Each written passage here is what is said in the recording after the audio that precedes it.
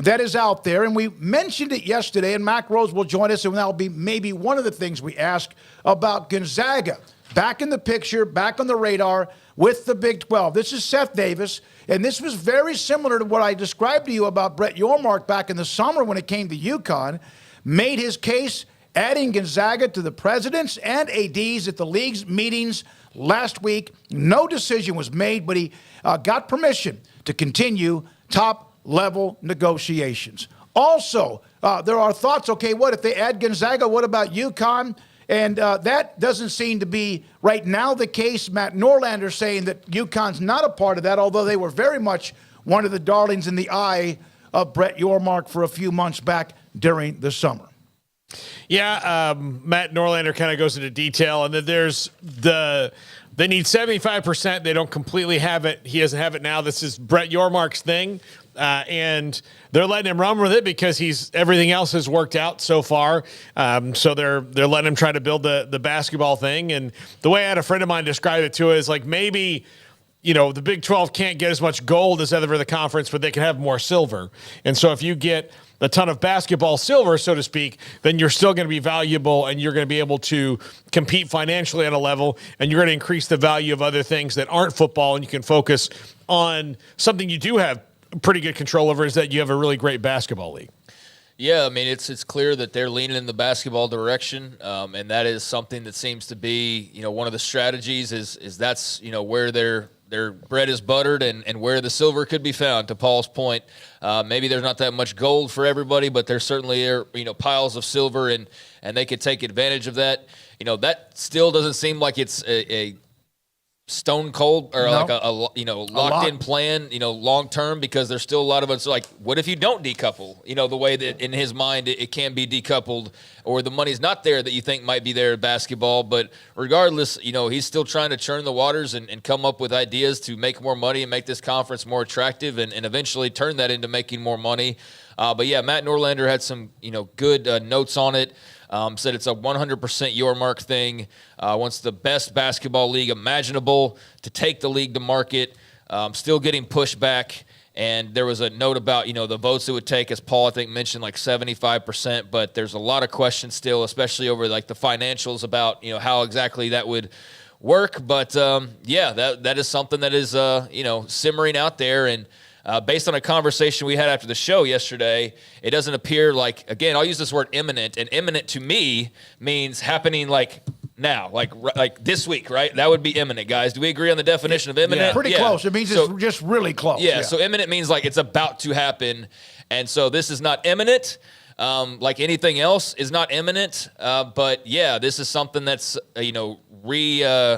re-emerged back onto the Big 12's plate. So yeah, interesting stuff. A lot of it depending on the vote, which is no different than, remember what I said about Yormark when he had some equity because of what he had done, and a couple of ADs and maybe even presidents telling him, hey, you go to the table asking us to approve UConn, you're probably not going to get that vote, and that then becomes public, and then that kind of takes a little shine off of you. Here again, it's no different. The four corner schools who will be entering the Big 12 in the summer do not have a vote until July 1st of 2024. So that right now means you have to have 9 of 12, Texas and OU, no votes. And so you'd have to get 9 of the 12 outside of Texas and also Oklahoma. And go ahead. No, go ahead. But based on the conversation we had yesterday. And this is from somebody within Sikkim 365, that they feel like this is a matter of time, but it, again, is not going to happen, you would think, in the next few days. We'll ask more about that with Mac, but it does appear that this is about trying to get more money. What I like about it, I know that, Craig, you're not really all that for it, I could take it or leave it, but it's, yet again, Yormark not allowing the conference to become stale and at least trying to stir up energy and possible more money. Well, another part that we heard was that this was Gonzaga putting this out there for what it's worth, absolutely, to churn the waters. This was a Gonzaga move. If you're wondering, like, where did this come from? It came from Gonzaga, apparently.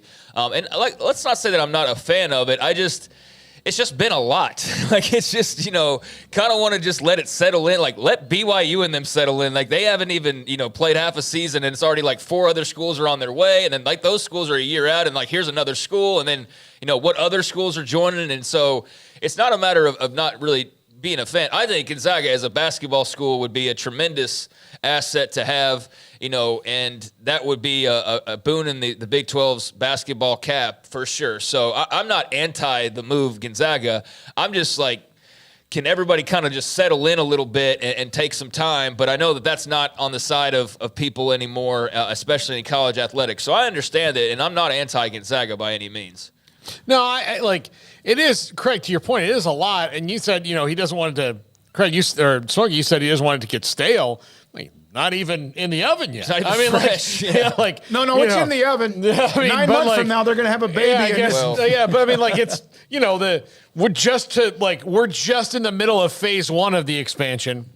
And then next year will be phase 2. So, yeah, I don't think it's stale. Like, let's see how everything goes. I know that, there's all this stuff churning. To me, I think about what Brett McMurphy said to us last week when we asked him about Oregon State and Wazoo, in that the Big 12 doesn't really have interest in them until they see what's going on with the ACC. Now, there are rumors in the dark parts of the Clemson internet that, like, today is going to be the day where Clemson emerges from the lab and says we finally found a way through this thing. Yeah. But I mean, I'll believe that lab when doesn't I see have a virus. I'm fine. Yeah, I mean, right? Like that's how that's the beliefs there. But I think that overall, it's like I'm all for having a great basketball conference if it makes sense. Having an odd number of teams in a conference, 17, would be strange for a sport like basketball, especially because it has a conference tournament in it.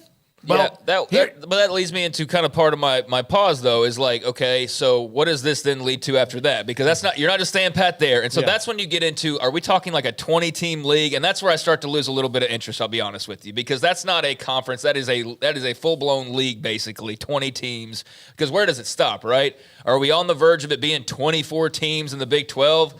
Like I'm not gonna write any more power rankings because 24 teams is gonna take like an entire day. But if it brings more, if Yormark has talked to enough network people and feels like they can go out and sell that separately. Yeah, I get it. If it's maybe $3 million a piece, is it worth it if he can get that kind of money per year, or is it 2.5? I don't know. But yeah, you get to a point where it's almost like, good God, how do you win a conference championship when nobody plays anybody, right, and you half the league? And then yet again, there's the tournament that might be an elimination where eventually the strong survive. There's a lot of details you'd have to sort out, and there's obviously this detail to sort out. This is not a done deal by any means, but the way it was told to us yesterday is, this is a Gonzaga leak, and that there is something to it, and that it's going to take a little bit of time. It's not imminent. But, it's something to keep your eye on, to be sure. Here are some stats from Dennis Dodd, and he'll join us in less than 10 minutes. This is from Gonzaga basketball, so it's not like this is some independent person, but that Gonzaga skews younger, which is something that interests Yormark. This is according to consultant research. Also, metrics show Gonzaga's ratings versus power opponents are 2.5 times higher than an average Big 12 game. Since 2017, Gonzaga has the highest win percentage versus power teams at 78%. Now, again, this was sent and this came out from Gonzaga basketball, and so you probably need to cross-check a little bit of that, and I'm sure somebody will, but Dennis will join us today in about now 8 minutes to discuss it a little bit further. I did reach out to Bob Thompson and asked him if he would want to come on the show to talk about the Pac-12 lawsuit, Washington trying to join that thing for eventually to get it dismissed. He basically sent me a text. He goes, it just sounds like a bunch of legal maneuverings to me. Let's see how it goes before I jump on and discuss it. And then also, he is a part of a court case in which the school's single sport value is involved in this court case. And so for him to come on and discuss Gonzaga, he can't, because of, I don't know exactly the name of it or exactly what's going on with that, but I appreciate Bob Thompson giving me that information straight up off the top. So he can't discuss it even if he was on, so we don't put him in an uncomfortable situation. Here are the games tonight.